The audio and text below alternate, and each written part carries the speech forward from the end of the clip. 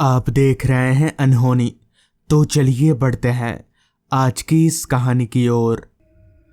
मेरा एक छोटा सा सपना था कि शहर जाकर एक अच्छी सी जॉब ढूंढकर वहीं सेटल हो जाऊंगा। मगर यहाँ शहर आकर पता चला कि सपने नींद में ही अच्छे लगते हैं। शहर में ना तो नौकरी मिल रही थी और ना ही रहने का कोई ठिकाना। हालांकि एक दो दिन के लिए मैं अपने दोस्तों के घर में भी रुका था, मगर रोज रोज उनके घर में रहना मुझे अच्छा नहीं लग रहा था। बाहर खाना खा खा कर घर से लाए हुए मेरे सारे पैसे भी खत्म होने वाले थे। समझ नहीं आ रहा था क्या करूं, मगर तभी भगवान ने अपना करिश्मा दिखाया और मुझे एक फैक्ट्री में सिक्योरिटी गार्ड की नौकरी मिल गई।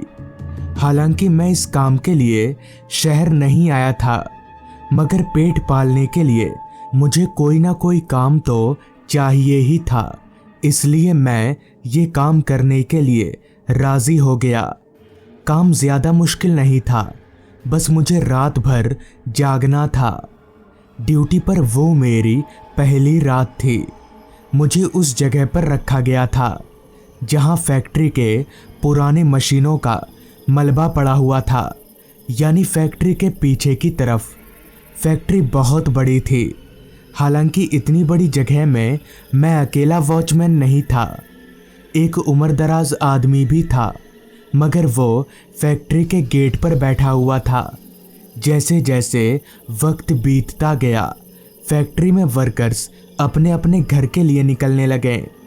कुछ ही घंटों में आलम यह था कि फैक्ट्री पूरी तरह से खाली हो गई। अब ना तो फैक्ट्री में कोई वर्कर था और ना ही कोई मशीन चल रही थी, जिस वजह से आसपास का माहौल पूरी तरह से खामोशी में डूब चुका था। ऊपर से वो फैक्ट्री जिस जगह पर थी वहां आसपास कोई घर भी नहीं था। खैर, एक हाथ में फ़ोन और दूसरे हाथ में टॉर्च लेकर मैं चुपचाप अपनी कुर्सी पर बैठा रहा। रात हर पल और ज़्यादा गहरी होती जा रही थी।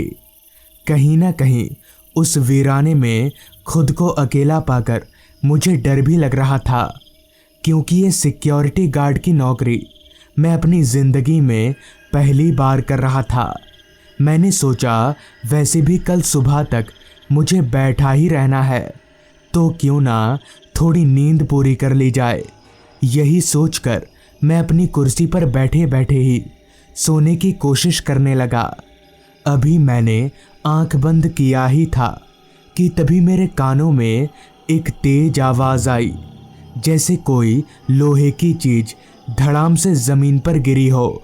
मैं हड़बड़ाते हुए उठकर खड़ा हो गया और टॉर्च घुमा घुमा कर इधर उधर देखने लगा, मगर वहाँ सब कुछ सामान्य था। मुझे ऐसी कोई गतिविधि नज़र नहीं आ रही थी।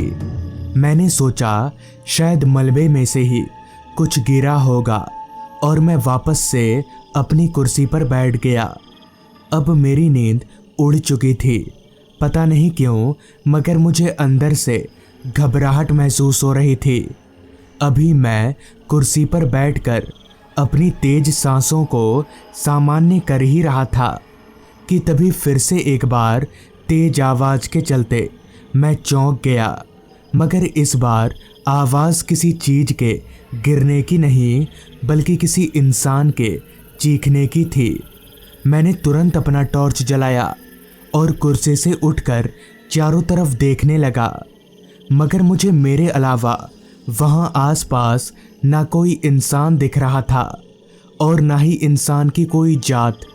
समझ नहीं आ रहा था कि आखिर ये सब हो क्या रहा है। मैं खुद को बहुत उलझा हुआ महसूस कर रहा था। लिहाजा मैं भागकर सीधे दूसरे वॉचमैन के पास, यानी फैक्ट्री के मेन गेट के पास गया, तो पाया कि दूसरा वॉचमैन अपनी कुर्सी पर बैठकर झपकियां ले रहा है। मैंने पास जाकर उस वॉचमैन को जगाया और सारी बात बता दी। सारी बात सुनकर उस वॉचमैन ने कहा, नहीं नहीं, ऐसा नहीं हो सकता। ये तुम्हारा वहम होगा। इन सब चीज़ों पर ज़्यादा ध्यान मत दो, जाओ अपनी जगह पर। दूसरे वॉचमैन के मुंह से ये सुनकर जहां मुझे हिम्मत मिलनी चाहिए, वहीं मुझे ऐसा लग रहा था जैसे वो मुझसे कुछ छिपाने की कोशिश कर रहा हो, जिससे मेरा डर और भी बढ़ गया। खैर, डरते डरते मैं वापस चलते हुए अपनी पोजीशन पर जाने लगा, क्योंकि ये करने के अलावा मेरे पास दूसरा कोई चारा नहीं था। अब जो भी होगा देखा जाएगा। मैं वापस अपनी कुर्सी पर जाकर बैठ गया और फ़ोन निकालकर चलाने लगा, क्योंकि यही एक ऐसी चीज़ थी जिससे मेरा डर कम हो सकता था।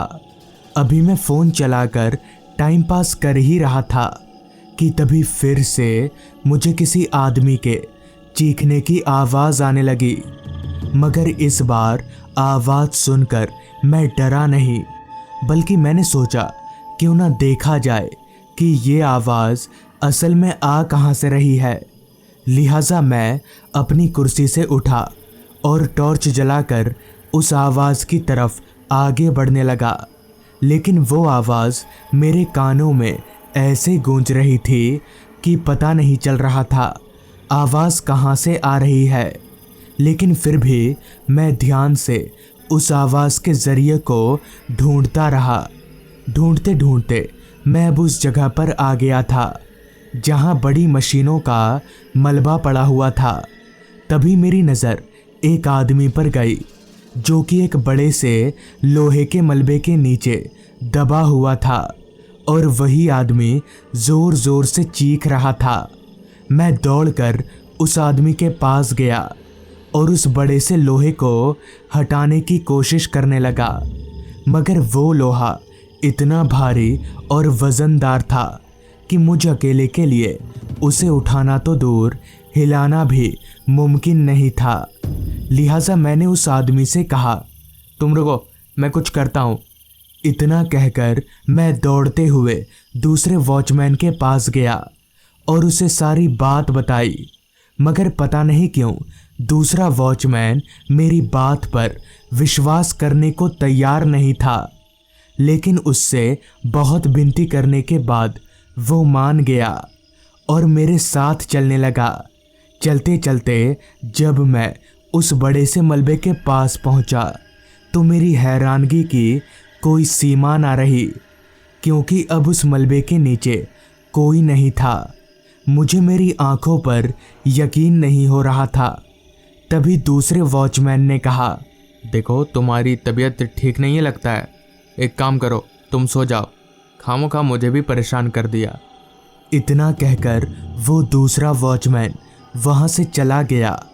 मुझे भी अब लगने लगा था कि शायद मेरी तबीयत ही खराब है, मगर कहीं ना कहीं उस आदमी का चेहरा मेरे जहन में घूम रहा था। खैर, मैं फिर से अपनी कुर्सी पर जाकर बैठ गया। अब मेरा सिर दुखने लगा था। मैंने मन ही मन ये सोच लिया था कि अगर कल भी ऐसा हुआ तो मैं ये नौकरी छोड़ दूंगा। अभी मैं ये सब सोच ही रहा था कि तभी फिर से मुझे किसी आदमी के बचाओ बचाओ की आवाज़ आने लगी।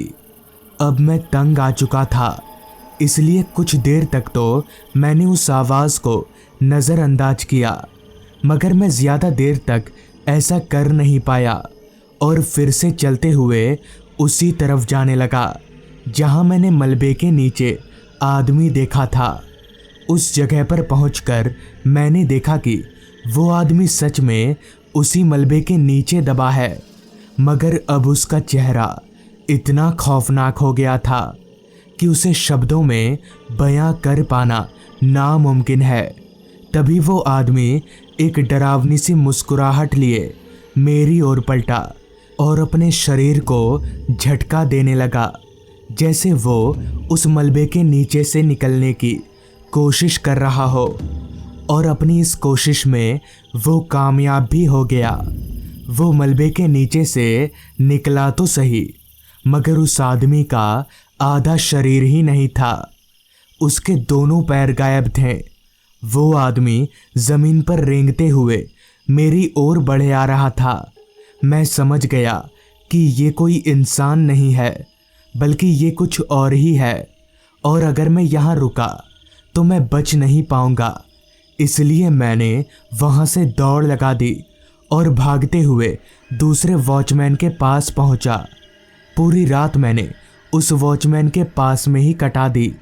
बाद में मुझे पता चला कि आज से कुछ महीनों पहले बड़े बड़े मशीनों का मलबा फेंकते समय उस आदमी के लापरवाही के चलते वो एक बड़े से मलबे के नीचे दब गया, जिससे उसके दोनों पैर कटकर अलग हो गए और दर्द के मारे उसकी वहीं पर मौत हो गई। तभी से उसकी आत्मा वहां भटकती रहती है। उसकी आत्मा को बहुत से लोगों ने देखा है। ये सब सुनकर मैंने उसी वक्त वो नौकरी छोड़ दी। तो दोस्तों, ये थी आज की कहानी। अगर आपको ये कहानी पसंद आई हो तो चैनल को ज़रूर सब्सक्राइब कर लें। तो मैं आपका दोस्त आर्यन जल्द ही मिलूँगा आपसे ऐसी ही एक कहानी के साथ।